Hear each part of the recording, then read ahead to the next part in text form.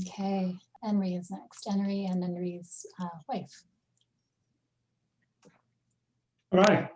Hi, Tom. Very nice to see you again. Good to see you, Henry. Nice to see many others too.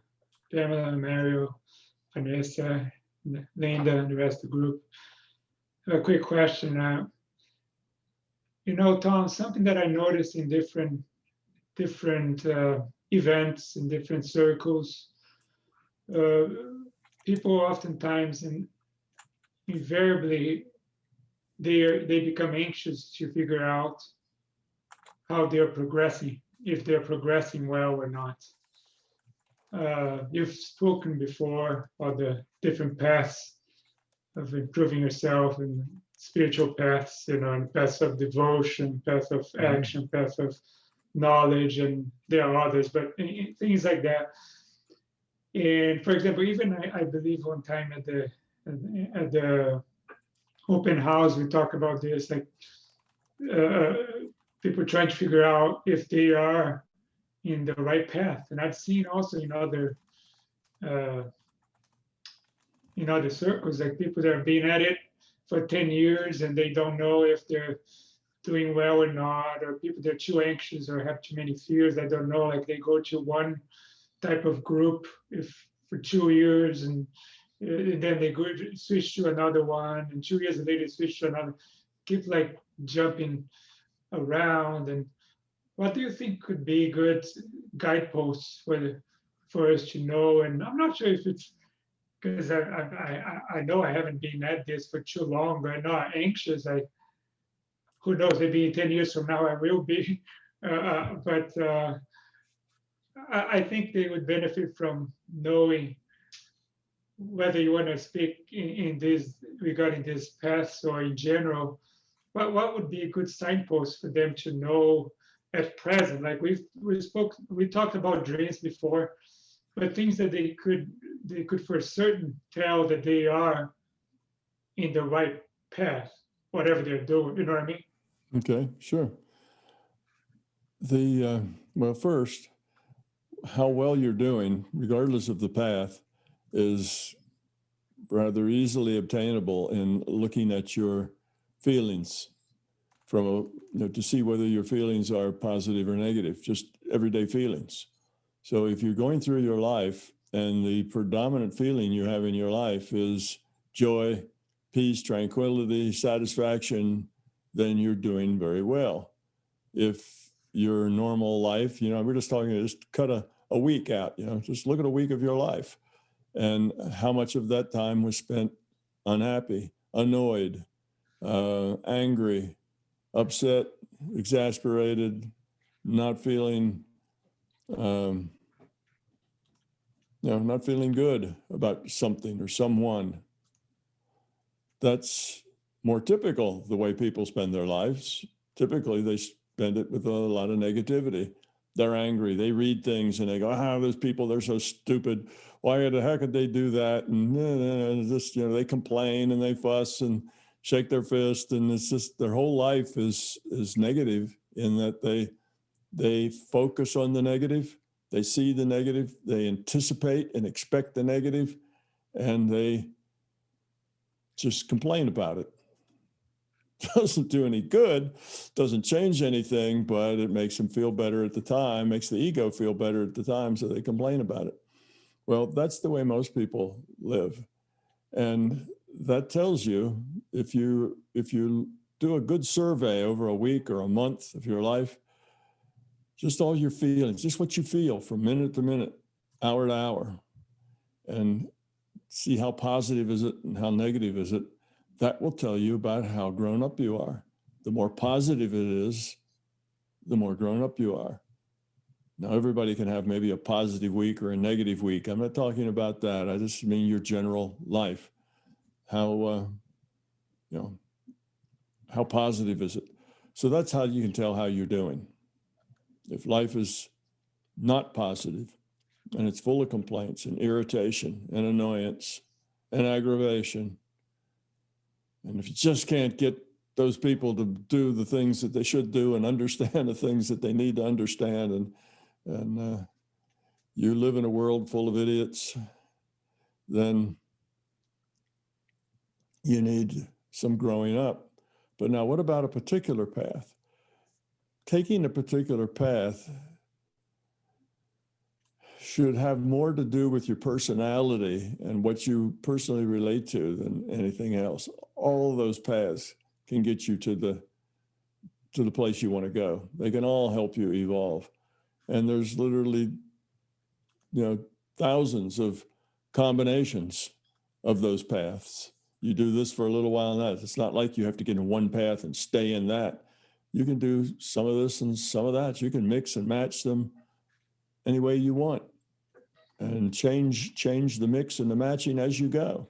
That's fine too. It just should suit your personality. So let's take the path of surrender as an example. In the path of surrender, that's often the religious path, or sometimes it's a yogic path. That's when you basically just give yourself up to that higher source and get rid of your ego by giving it away. Now, all of these paths have their upsides and their downsides. The path of surrender's upside is it's pretty easy. Doesn't require a lot of you. There's not a lot of homework to do. There's not a lot of things to learn. You just give yourself up to the higher source. You surrender. Let everything be. Let life be however it is. You accept life however. Things that used to annoy you just won't annoy you anymore because you just accept them that they are that way. See, that's the path of surrender. Now, the downside of the path of surrender is that a lot of people pretend to surrender. They act like they're surrendering. They get into the surrendering thing, but it's more intellectual surrender. They're not really surrendering at the core. So it doesn't really work. And all right, they surrendered. They became a monk. They've been in a monastery for 3 decades, and they're still not very grown up. They still complain and fuss. And, they don't like the food. They don't like the work. They don't like this. And the guy in charge is an idiot. And they still have all that same stuff going on. They've been in a monastery for decades. So what's wrong there? Well, haven't really surrendered. Okay, so it's true of all the different paths. You can take any path and get there. You can take any path and pretend to get there and not really make much progress at all. They're all like that. Okay, with a more yogic path, that's more the warrior's path, and you basically wrestle your ego to the ground. You use your intent and your focus to get rid of that ego and get rid of that fear. Well, that's a lot more work. It's a lot slower, but it pays dividends. But you can get a really big ego about how good you are at getting rid of ego. And you can go down that path and feel like you are very highly evolved when you're not really very evolved at all. It's an easy thing to do. That's what the ego does. The ego is a very slick character and tries to convince you that everything's just fine. You don't have any fears. You're doing everything right. Of course, you were angry. What's wrong with that? You should be angry. If anybody wasn't angry in your situation, there'd be something wrong with them. Anger was called for. You see, you can justify everything. So they're all like that. And it just depends on who you are and what suits your personality better. If you're an intellectual, then the path of, the warrior's path tends to be more an intellectual path. If you're more very right brain, then the path of surrender might be good, or the path of, being helpful, good works, doing good deeds. That may also be good. But any of those paths, you can do good deeds, and you can be very kind and very caring and very generous and still not grow up much, because you're just doing that because you think that's what you should do. And that's not the same as doing it, from the core. So that's sort of where everyone is. And if it's not working for you, then you should try something else. or you should try to look at it and see, how am I undermining what it is I'm trying to do with my ego and with my fear? How is it that if I'm not making a lot of progress, that means I'm undermining myself. I'm not really surrendering. I'm not really, getting rid of my ego. I'm justifying it. I'm not really kind. I just act kind because I want people to think I'm kind, and I want to think I'm kind, so I act kind. That's not the same as being kind just because you are kind. So I don't know if that helps any, Henry, but definitely the feelings are the litmus paper for how grown up you are. And which path you take can be any permutation and combination of any of the possible paths, and all of that can change from day to day. You just be. I tell people that the best to just be authentic, be who you are, engage life, do the best you can. Make the best choices you can, because you'll have opportunities for giving and for being caring and for kindness. You'll have opportunities for surrendering, for giving up and letting things be, letting people be the way they are, not trying to impose your own sense of rightness on the world. And you'll have time for using your intent to get rid of fears. So you can use all the paths. Just be who you are, and your own personality will kind of dictate what works best for you. If it doesn't work, the environment will help as well, right? If the person is doing well, and the system will contribute as well, and the environment will help too. Yes, environment can be helpful, can make it easier, but you can grow up in almost any environment. The environment that you're in is not a strong, how can I say? It's not a strong force as far as your ability to grow up. An environment can make it easy. You could say, well, okay, I just happen to be independently wealthy. I don't need to work. I could spend a lot of time meditating. I could spend a lot of time helping. I could take my resources and apply them to charities, and I could go volunteer to do things. And you could do all that because you're independently wealthy, so you could. And you may or may not grow up from doing any of that, because you may or may not actually be changing yourself. You may be just doing what you think you should do. So you can be very poor, be just the opposite of that, and have very few opportunities and have a very tough economic road to hoe, and you can still grow up without any problem at all. You just treat everybody with fairness and with kindness and with caring, and you let go of your fears, you let go of your anxieties. You can do all those things as well, being poor as rich. So the environment will make a difference about how you go about it, and maybe the path that you use. You can be really, really poor and still surrender. That's not that's not a problem. Matter of fact, most people who surrender tend to not be businessmen. They tend to be people who go in monasteries and get very serious in the non-physical ways. So yeah. I think you'll find your environment will be supportive however you do it. Whatever you do, you will find opportunities in your environment, and your environment will nudge you to make good choices. Yeah, that's what I was that's kind of what I meant. Like, if you're doing the right thing and you're doing well, and you notice. Yes, true. The environment will support you. Whatever that environment is, it will support you, and you'll tend to get what you need and what you deserve. And that's need and deserve, not necessarily physical things, but your growth, the things you need to grow, the things you deserve, because they give you feedback about your growth. Thank you, Tom. I hope I'm the video is back to normal here. Have a quick follow-up question in behalf of my wife, because she wanted me to throw that out there.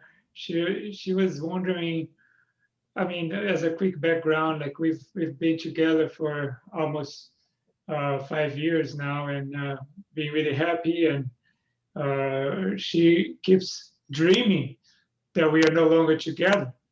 And she was like wondering, oh, I wonder what Tom would say. But I was like, Tom's probably going to say that you're having a lot of fear, and on this scenario, and which is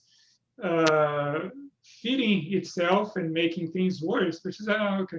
But I'm like, but I can ask anyway. And I truly, well, we are truly happy. I think she took me out of brought me into the right path, and she's the one that made me get into become a proper person and get me away from the path that I was leading at that time, and quite an angel in my life. And I see us together forever, so I don't really get why she's having those dreams, but I figure I'll throw that out there for you as well on her behalf. And thank you. Well, I think your guess at what I would say is pretty close. That's most likely that's fear and insecurity. Sometimes people who are a little insecure, they have this thing, it's too good to be true. When things are really, really good, they start to get a little frightened and a little anxious because it's too good to be true. It's too much of what I always wanted. So I know something's going to happen to mess it up because, well, that's just fear. That's fear, insecurity, that thinks that because things are good, then they're likely to explode or go away. Not so. The better it is, the easier it is for it to keep getting better. So it's just her fear, very likely. I doubt that it's premonition or that she's reading the future. I suspect it's just fear. But the lesson there for her is to accept that, take it and say, okay, what if that happens? What if that happens, that there's, somehow we come apart? What am I going to do with it? And if she can accept that and say, well, okay, well, I'll go on, life will still go on, and I'll go on, and I'll still learn and still grow, and it'll be okay. I can deal with anything. Now you've pulled the teeth of the fear. The fear can't bite you anymore because you've accepted it and you're okay with it. So that's one way to deal with your fear, is just to accept it. Say, all right, I accept if that happens, my life will go on and it'll be okay. I'll go on. I won't like it necessarily, but I'll get over it and I will make another life in another way. If so-and-so dies, or if this happens, or if that happens, or I lose my job, or whatever, how can I deal with it? Once you accept it, it has no fangs anymore. You just pulled all its teeth. Now it can just gum you and it doesn't hurt anymore. So that was probably where she needs to go with it, is just to say, from where I sit now, that would be a terrible thing. But if it happened, I can handle it. Then she can stop worrying about it. Thank you, Tom. Thanks so much. Okay, so we're down to our last 3 questions. Sergio, you're up next. Thank you, Vanessa. Okay, so the question that I have is regarding to other non-physical beings inhabiting this physical world. As an example, I had a paranormal experience when I was like maybe 13, when I was like a little bit curious about these like beings like leprechauns or elves. I don't know how you might call them in the States, but these little beings that maybe they serve you as a companion, or maybe they bring wealthiness or things like that. I was just curious about those beings, so I tried to call one of them, and I lived these paranormal experiences. I was actually very afraid at that time, and I got to see the little the little being, just a shadow of it, and I also got to hear it. So, well, I actually don't. I have not been able to find in your videos this kind of like a theme. And so I would like to know what was that? Do some sort of non-physical beings live with us? And maybe how is it going to be a future with us living with them in case they exist? Or yeah, I don't really know what happened when I was at that age. Okay, well, think of the bigger picture. Okay, you're in a virtual reality, and let's say you're in that virtual reality, oh, I don't know, 700-800 years ago, okay, where these things were more common and were part of the culture. Okay, leprechauns, demons too, angels, all sorts of things were just part of the common culture. Well, in that case, lots of people would see them. Lots of people would interact with them. Lots of people would hear them, see them, connect, talk to them, and so on. So that's how they got to be part of the culture. And now you don't hear or see them anymore. They're not part of our culture. So they kind of disappeared. Okay. Don't think of these little beings as being somehow, can I say, see, we use the word, and it's a very bad word to use. I was going to say, don't think of them as being real, but that's the wrong word. You can think of them as being real, but they are part of our mental space. Not so much think of them in terms of physical things. Think of them in terms of our mental space.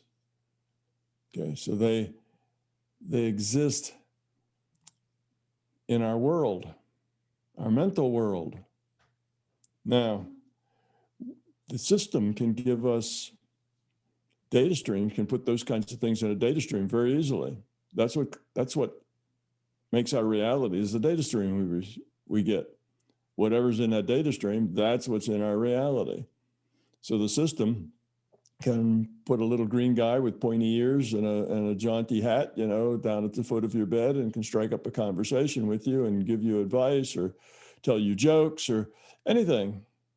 And if you're open to that, if you're open to it, then that's another way that the system can communicate with you.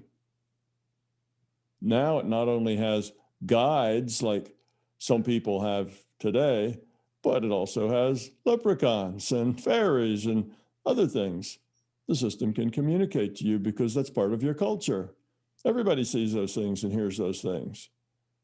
So it's another piece of data in a data stream, you see?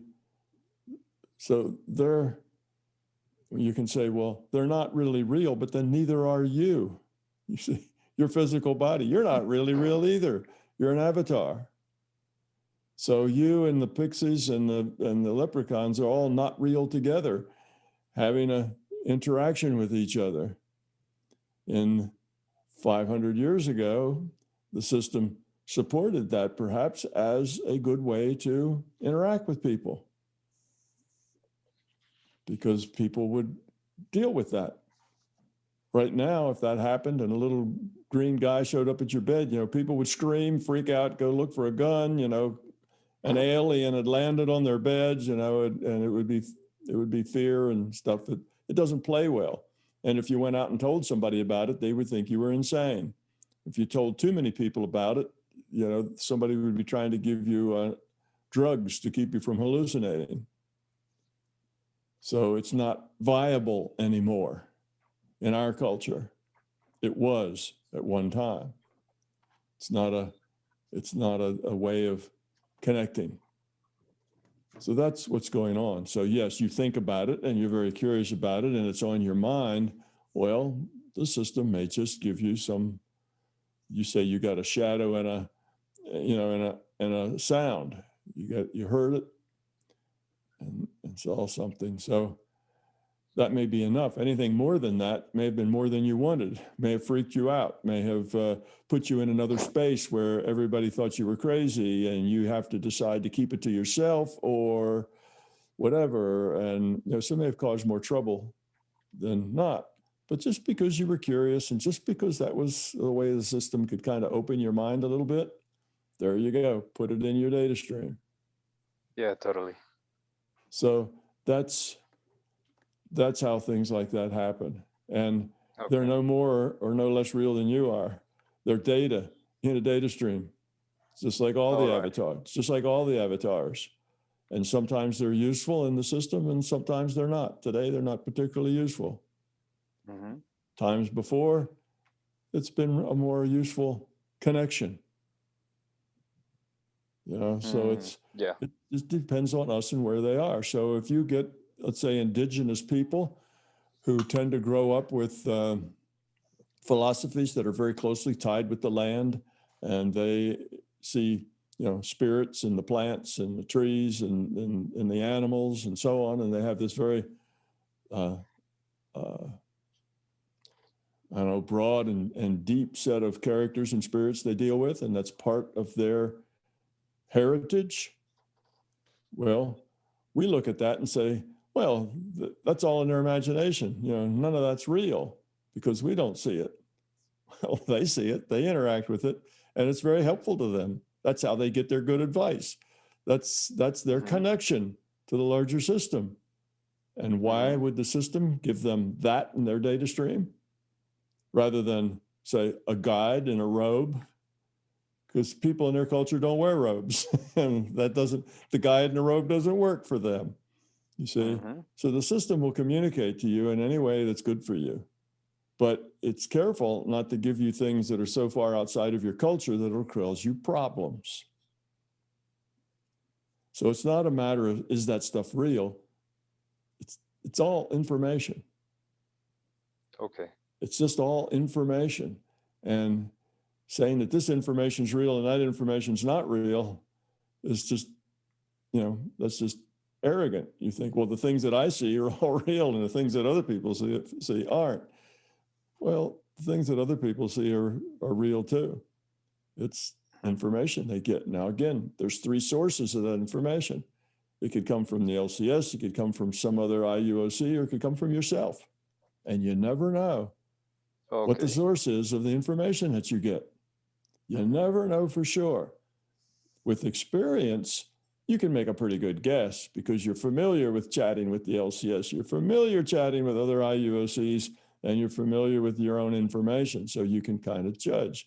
But you never know for sure.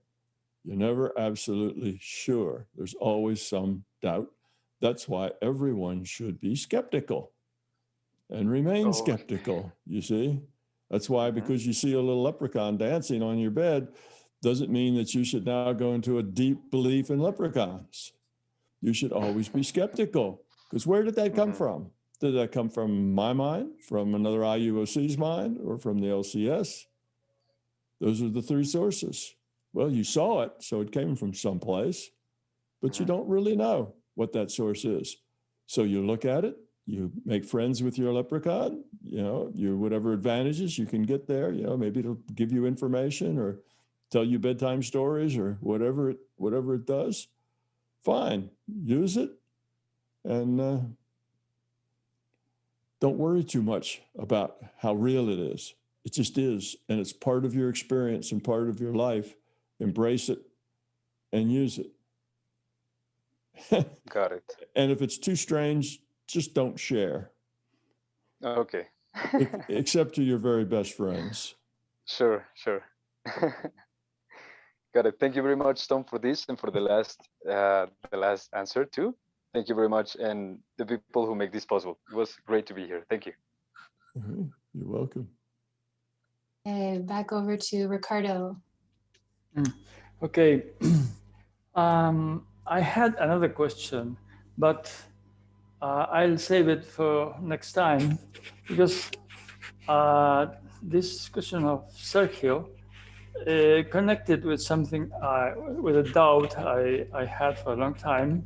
So I may make my question about that now, in connection with Sergio's. It's about, the title would be Hallucinations. I have a sister who is a psychologist, and I was telling her once that, telling about something like visions, that people may have visions that are constructive. They are that may be positive and elevating and so on, because the larger consciousness system is giving them these visions. So her question was, she is very skeptic about these things. Her question was, what is the difference? Or why are not they hallucinations? Why can't we say that they are hallucinating and they are sick?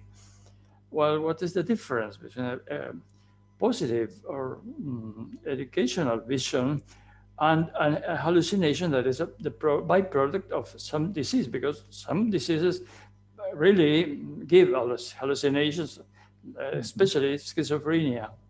It's typically giving hallucinations. So what's the big difference? Well, that was her question. At that time, I didn't know exactly what to say, but now I have some idea. I just want to see what is your take, Tom, to see if I'm very wrong about this or somehow oriented. Okay. Well, you had the right idea to begin with. Whether it's positive or negative is what's important. Giving it a name is not important at all. What medicine calls hallucinations are things that you see that I don't. That's defined as a hallucination for medicine. Okay, so if you see things that most people don't see, then you are hallucinating. So it's basically a hallucination is defined by taking an average and finding out how many people see the things you see and how many people don't. And if most of the people don't, then you're having a hallucination. Well, that's kind of an arbitrary way of defining something. See, that's a hallucination is not really a thing. It's an opinion. And it's an opinion of how different you are from other people. So you have psychiatrists, and if the psychiatrists have not had the same information that you get in the same way, then they would say that you got that information, in a hallucination, if it was visual. Now, if it's not visual and it's something that you hear or something that, comes to you in some other way, some kind of metaphor, well, if it's not visual, then they may or may not call it a hallucination. They may call it a verbal hallucination. I don't know. But see, hallucination auditory. is auditory hallucination. But the idea is, and what's wrong with that is that hallucinations are bad because you have them and I don't. Therefore, something's wrong with you because by definition, I'm okay. So I'm in charge. I have a degree from psychiatry school. So if I don't have them, then there's something wrong with you. Because otherwise, if you had them and it was a good thing, then there'd be something wrong with me. Why am I not having them? So now I'm missing something. Well, it's so much easier to find fault with somebody else than it is with yourself. So it's a very negative attitude to say that if you don't see the same things I do, you're ill, you're sick. And in mental health, we do that a lot. People who have mental problems, basically their problem, what they have done that is the problem, is that they are different than other people. That's their problem. See? So being different than others now becomes a disease. Well, that's kind of contrary to open-mindedness and saying we want to include all sorts of people with all sorts of ideas and things. It's very narrow-minded thinking to say that because I don't see it, you're sick. Maybe that person is just more advanced than you are, and they're tapped into an information source that you just can't reach yet. Well, no, I don't see it. I'm okay. They must be sick. So the thing, rather than trying to make, trying to set yourself up as I'm an authority and I'm perfect, I am the way healthy people should be, and you're not that way, so therefore you're not healthy. The more rational way to look at it is by the way you did. Is it positive or is it negative?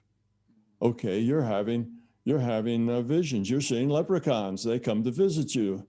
Well, I learned that from you, Tom. Thank you. Yeah. So that's that the approach. thing. Yeah. So if you're living with leprechauns, now a psychiatrist would say that's a hallucination. But if what you're doing is getting information that's valuable to you, it's even if it's just fun, if it's something that's good and positive in your life, then it's not a bad thing. Okay, it may be the way that the larger conscious system is communicating with you for some reason. It may be your own set of metaphors that you're using.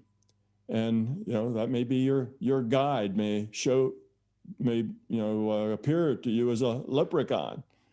Who knows? That's just your own way of interpreting the data.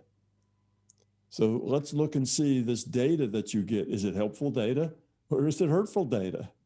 Does it make you a sociopath? Does it make you withdraw and not interact with other people? Make you afraid to go out? You end up losing your job, having a divorce because you're so focused on this leprechaun thing. Well, then it's a problem. Yes, then it's a problem that you probably could use some help with. But if it's not a negative force in your life, then why make something bad out of it or wrong out of it just because it's not like me? You see, that's extremely narrow-minded and extremely arrogant that I am the template, all things good and wonderful. And anything that's not like me is obviously not good and wonderful, is ill, needs to be fixed. You're not like me. You need to be fixed to make you like me. So, okay, you see leprechauns. I'm going to give you a drug that'll make you stop seeing leprechauns, and now you're more like me. So I have fixed you. You see, right. That's a terribly arrogant attitude, and that's what our mental health is kind of in that basket. That's how we define people as being mentally ill. They're not like us. We don't ask them, is it okay? Yes, Sylvia. Sorry, I just have close experience with 3 people that have gone through this. Can I just make one quick comment? Yeah. And that is, when you tell someone they're ill versus telling someone, well, maybe you're having a spiritual crisis, or maybe you've got gifts. It's also their intent becomes really different. Like if they're ill, they go straight into depression. And let's face it, the psychological community or the psychiatric community does not have good solutions for this issue. It's not like you give them a pill and all of a sudden they are quote unquote normal and they're like me and you. And it's way worse than that. It's damaging. They get depressed. They can't think straight. Yes. They get fat. It's very damaging. And so it's also the intent. If you give them a framework so that they can have tools to work with whatever it is, it just gives them a different intent. Well, that empowers them. Right. That's empowering, and the other one is disempowering. You're mentally ill. You're defective. Here, take these drugs, and these will help you. Well, when you take psychotropic drugs like that, what they do is mainly turn you into a zombie. They limit you. They take. Here you are, your mind and your abilities are this big. You can't see my hands. They're this big, and they just narrow them down to only that big. And your life becomes becomes linear and superficial. And yes, now suddenly you see yourself as sick. Oh, I'm sick. I need help. I need to take these drugs. Yeah, but it's me. It's the way I am, and it's just the stuff I get. So I'm defective. Yeah, the whole thing is a spiral that runs downhill. And if the person was not mentally ill to begin with, there is a very high probability that the psychiatric treatment they get will make them mentally ill. By the time they're done, they'll probably be clinically depressed and be totally negative about themselves and end up being institutionalized. That's a shame for somebody who's just different. Ends up, that happens to them. That's just a tragic situation. But it's a diversity thing. If something is not like us, it frightens us. It's wrong. We define ourselves as the way everybody should be. And that comes partly out of our being a social animal. If you look at other animals that are social animals, look at a herd of cows. If you get a cow that doesn't look right, has the wrong color spots on it, has a horn in the middle of its forehead instead of one on either side, somehow isn't the way it's supposed to be, you'll find that the other cows will stay away from it. They'll fear it. They won't like it. So we tend to, as social animals, we tend to ostracize things that are different. We fear differences. We fear things we don't understand. So somebody else sees things, oh, something wrong. We need to fix them. We need to stop them seeing those things rather than, well, let's explore that. Let's see what that means. Maybe those leprechauns are a metaphor for, and you can start interpret it, make sense out of it. And now you've empowered that person to work with that. And as long as it's not ruining their life in some way, why turn it into something that's awful? Now, if it does ruin their life, all right, somebody could get fixated on something and end up going down the tubes and becoming very dysfunctional. Well, then it is a problem. And they probably do need some help. But as long as they're functional, then what they need is support. Somebody to say, okay, let's explore what this might mean to you.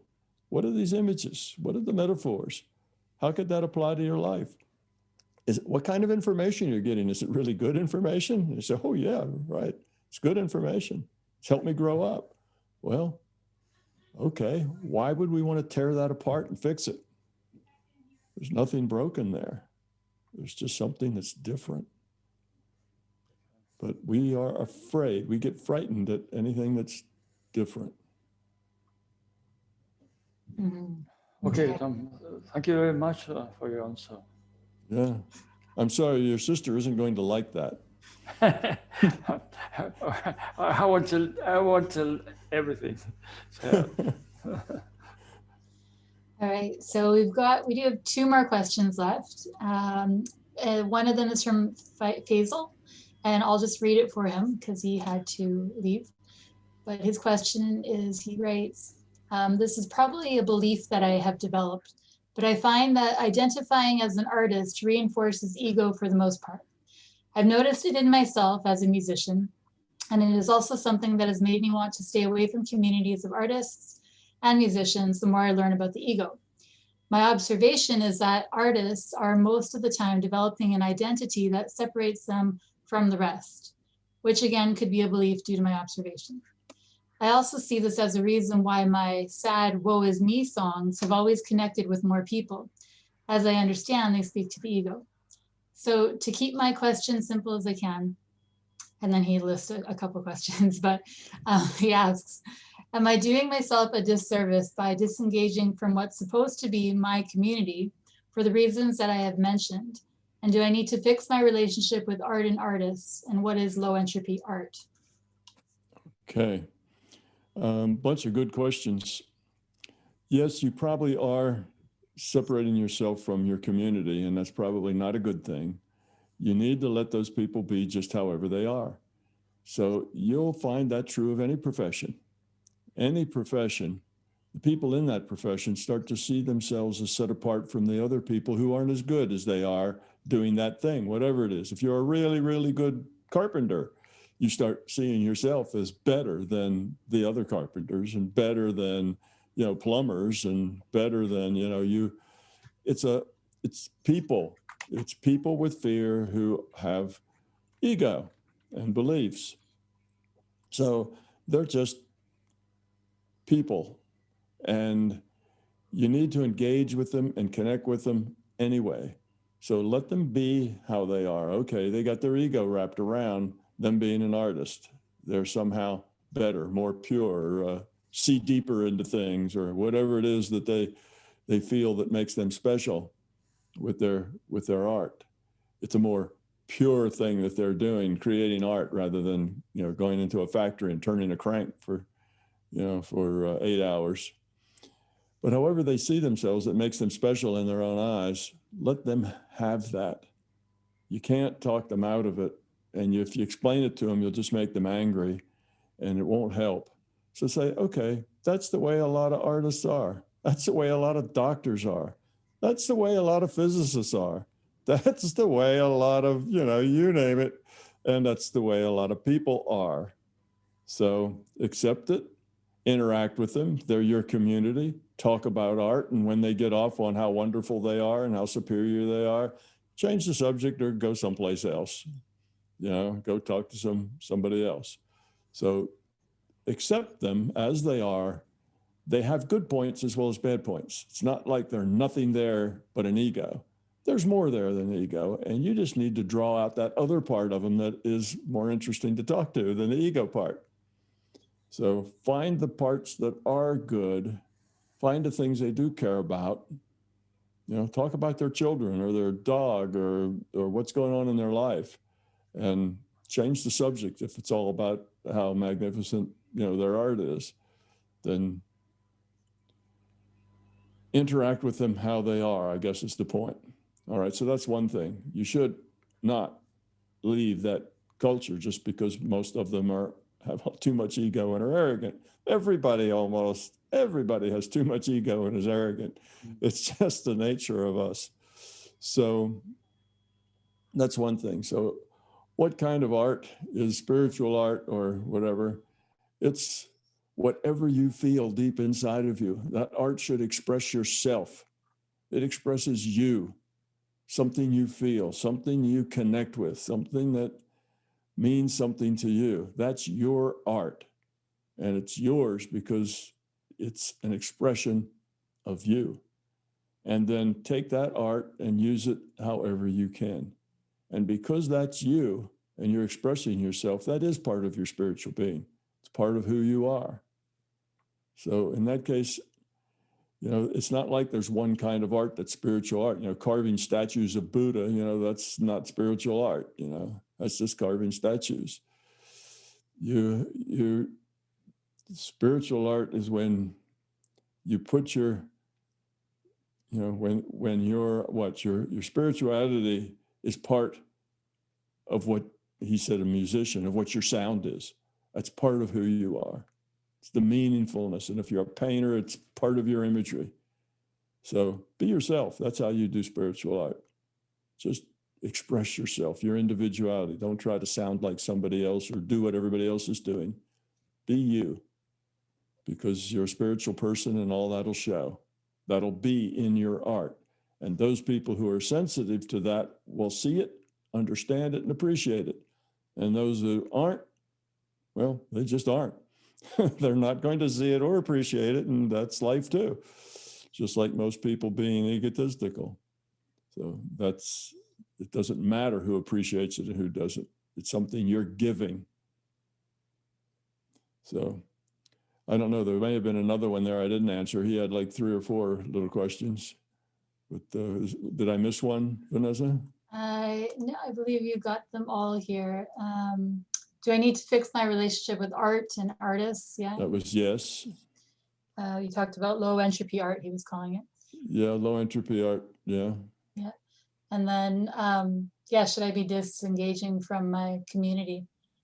No. Yeah. So I think I covered all all of those. No, don't disengage. Disengage puts you on a path going the wrong direction. We grow and we learn and we get challenged by people. And if you can hang out with a bunch of arrogant people and still enjoy them and still have fun spending time with them, because there's parts of them that are worth spending time with, then that's good. And if you find people that just don't have any part of them whatsoever that's worth spending time with, then avoid them. Don't spend time with them. They're not your kind of person. So you find people that it's not like that whole person from the top of their head to their toes has to be something you really, really relate to. But parts of them you can relate to. And those are the parts you connect with that person. And you can talk about art and you can talk about your art and so on. If they go off on a deep end about, with their ego, then you can listen politely, but don't be upset by it or annoyed by it. It's just the way they are. Accept it. It's okay. You can listen. Great answer. That brings us to the last question that we have here. We actually finished a few minutes early. See, we got 4 minutes. Let's see if I can give a 4-minute answer. That's probably impossible, but we'll see. Okay. I know, Sylvia, you did have a question. Did you want to mention it? Anyway, Tom, this is like a series of questions I've been asking you about the same topics. This is the next evolution. And that is, you said something about how we're now at a time where we have some options and big transformation is possible, etc. And one of the things I've been pondering is, it seems to me as we move closer, or there are attempts to move at a society level towards inclusion, love, thinking of others, there's a backlash. And I'm just wondering if there isn't huge purpose to that backlash, which is, I feel like, boy, it sure would be nice if you're on team love, you just want to be lovely to everybody all the time, but that's not realistic. So now the backlash is giving, love a chance to develop some other skills. How do you stop bad behavior? How do you send someone to jail with love? How do you fire someone with love? Because, those things can be done in the big picture, I think. Sure. And people think, oh, that's negative. But no, sometimes it's really important to fire someone for love. Anyway, so I just wanted to ask about if that's why, or that's part of what we're supposed to be learning in this moment, is how not just to be, oh, love, but also to have this multifaceted toolkit. Yeah, absolutely, Sylvia. It's not, the way you decide what's right or wrong, whether you fire somebody or not, is you look at the big picture of entropy and you say, if I fire them, is it going to be a lower entropy solution or a higher entropy solution in the long term? And not just for me, but for me, for them, for everybody that knows me and them, for everyone that is affected or might be affected by this. So there may be somebody who just doesn't fit a job. They just don't have the right personality. You get somebody and maybe they're just really kind of cynical and whatever, and you don't want to put them in customer service. That's just not going to be a place for them. You want somebody who's smiley and likes everybody in customer service. So you may say, well, this is just the wrong place for you. And no doubt that person will be miserable because they're in there being pushed to be something that they're not, that they can't be. So you fire them. It'd be nice if you could say, well, we have another job that might suit you better. That would be nice, but that's not always an option.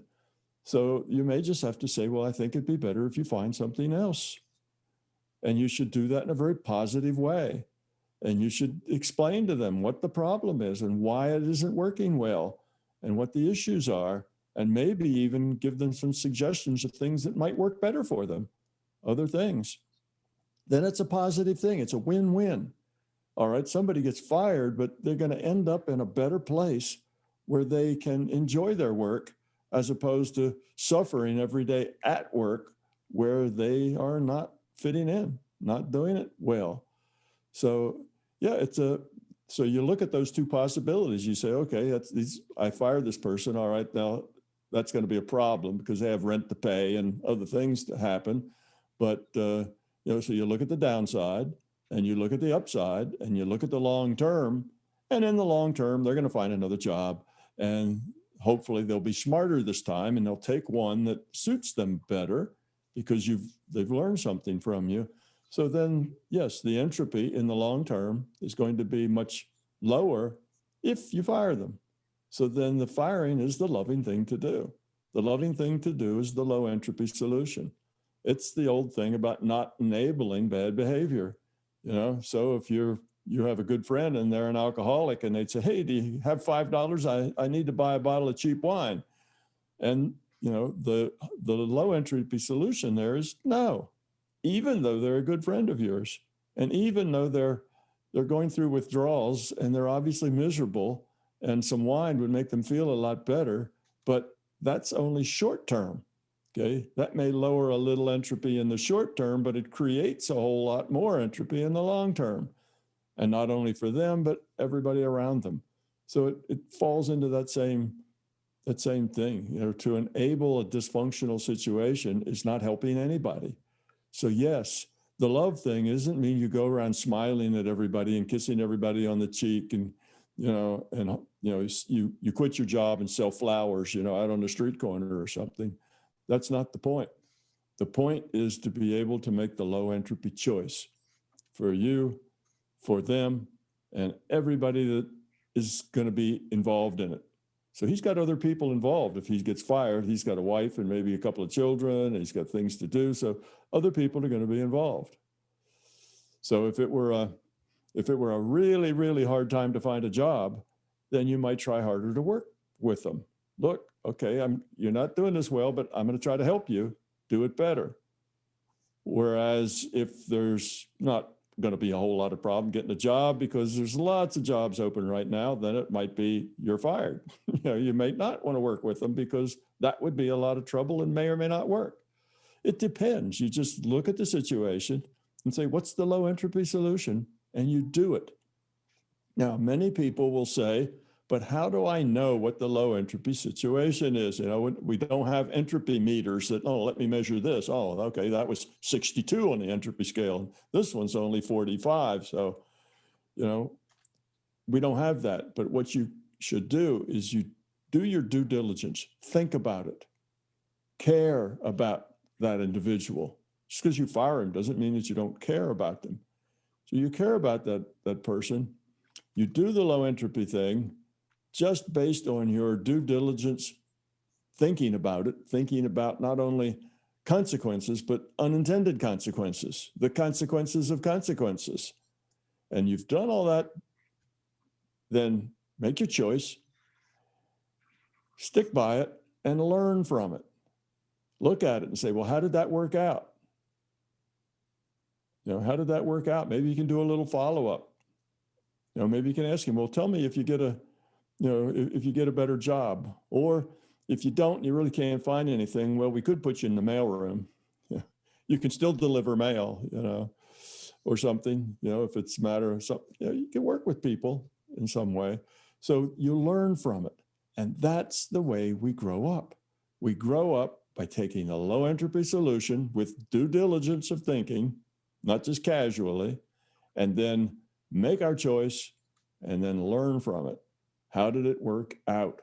What could we have done differently? And how would it have worked out if we'd done things differently? Well, we don't know for sure, but we should ponder those questions. And then we learn.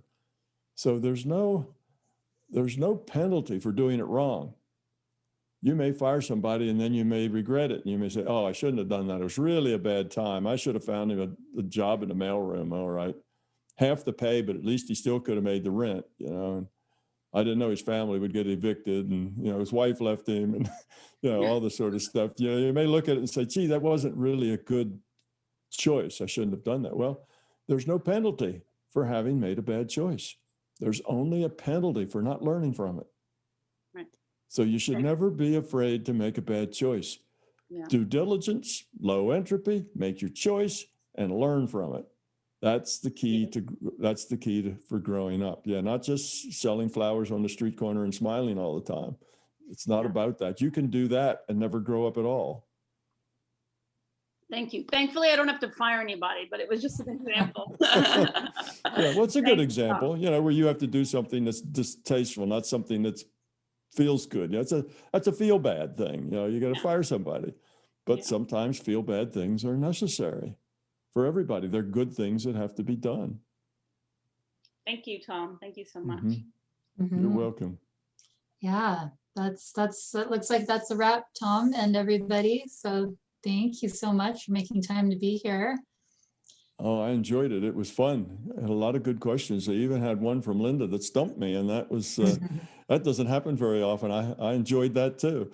So I'll have to think of the wizard. Yeah.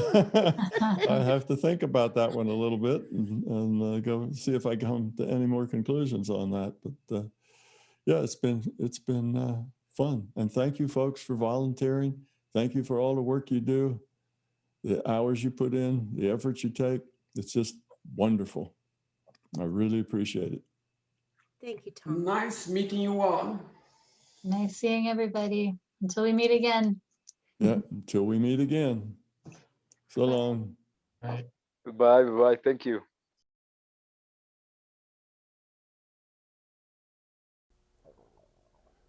Tom Campbell here. I and MBT Events hope you liked this video. We now have well over 1,000 hours of free video on this user-friendly, ad-free YouTube channel. Though these videos are free to our viewers, they represent many thousands of hours in production and editing, and many thousands of dollars invested in video and audio equipment, along with the required computers and software to store and process the raw video into finished products. So far, all of this content has been funded directly out of our own pockets. Be assured, we will always continue to do what we can.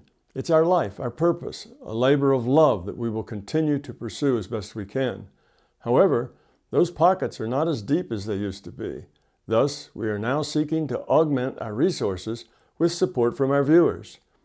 If you find something of significant value in our videos, please consider supporting their production through our newly created Patreon account or through a one-time donation.